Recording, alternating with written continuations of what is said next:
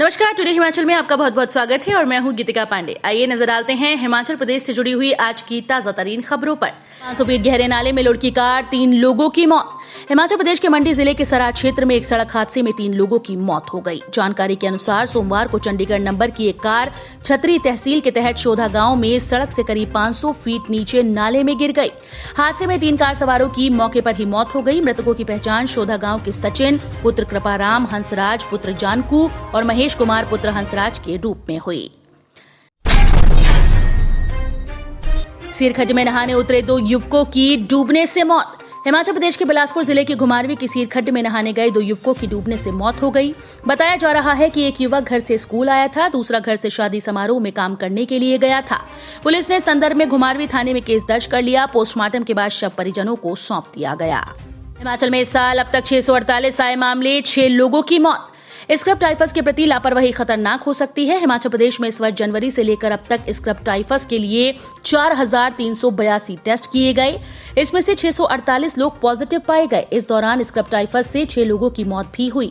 Dengue और chikungunya के मामले जहां शहरी क्षेत्रों में आ रहे हैं, वहीं स्क्रब टाइफस के मामले अधिकतर गांव में सामने आ रहे हैं। स्क्रब टाइफस एक बैक्टीरिया का संक्रमण है और इसके लक्षण चिकनगुनिया जैसे होते हैं। इस बीमारी में सिर दर्द, सर्दी लगना, बुखार, शरीर में दर्द और तीसरे से 5वें दिन के बीच शरीर पर लाल दाने जैसे लक्षण दिखाई देते हैं। ये रोग कीड़ों के काटने से फैलता है। संक्रमित होने के बाद मरीज बहुत ज्यादा कमजोरी महसूस करता है और कुछ लोगों में जी मिचलाने की शिकायत भी देखी जाती है।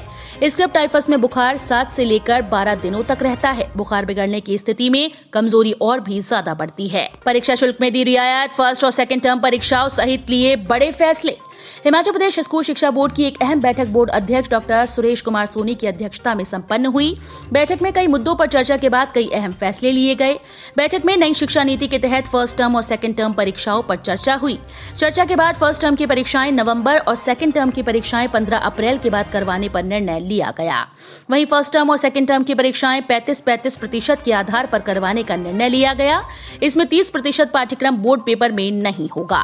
फर्स्ट टर्म और सेकंड टर्म का पाठ्यक्रम हर घर पाठशाला के आधार पर रहेगा। बैठक में फर्स्ट टर्म की परीक्षाओं को नवंबर से शुरू करके 5 दिसंबर तक समाप्त करने का निर्णय लिया गया। इसके साथ ही शीतकालीन अवकाश के बाद सेकंड टर्म की परीक्षाओं के लिए बच्चों को तैयारी के लिए कम समय मिल रहा था, जिसको ध्यान में रखते हुए सेकंड टर्म की परीक्षाओं को 15 अप्रैल के बाद करवाने के बारे में अपनी सहमति प्रदान की गई। तो ये थे हिमाचल प्रदेश से जुड़े हुए आज के ताजा तरीन समाचार। उम्मीद करते हैं आपको जरूर पसंद आए होंगे। थोड़े से भी पसंद आए हो तो चैनल को सब्सक्राइब और वीडियो को लाइक करना बिल्कुल ना भूलें।